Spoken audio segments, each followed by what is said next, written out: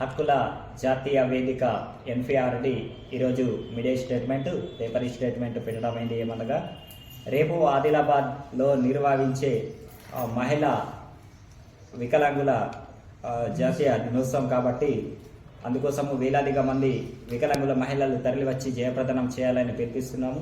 అదేవిధంగా ఈ వికలాంగుల మహిళా జాతీయ దినోత్సవం సందర్భంగా మేము ఎందుకు ఏర్పాటు చేస్తున్నామంటే మహిళల పైన జరుగుతున్న లైంగిక దాడులు, అత్యాచారాలు, రేప్ కేసులు, మానభంగాలు జరుగుతుంది. వీటిని రాష్ట్ర కేంద్ర ప్రభుత్వాలు వెంటనే అరికట్టాలి. మహిళల కోసం ప్రాధాన్యత కల్పించుకోవడానికి కొత్త చట్టంని కూడా తీసుకురావాలనేసి మేము వికలాంగుల మహిళా జాతీయ దినోత్సవం కూడా ఏర్పాటు చేస్తాము. అదేవిధంగా రేపు జరిగే ఈ మహిళా దినోత్సవం సందర్భంగా మేము రేపు కొన్ని అంశాలపైన కూడా చర్చిస్తున్నాము. వికలాంగులకు నామినేటీ పోస్టులు కల్పించాలి.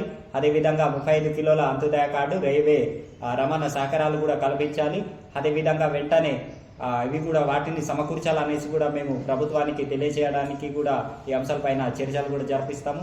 రేపు కంపల్సరీ సిఐటియు బాంబులో వేలాదిగా మంది వికలాంగులు మహిళలు వచ్చేసి జయప్రదనం చేయాలని ఎన్ఫీఆర్డి పక్షాన పిలుపునిస్తున్నాం.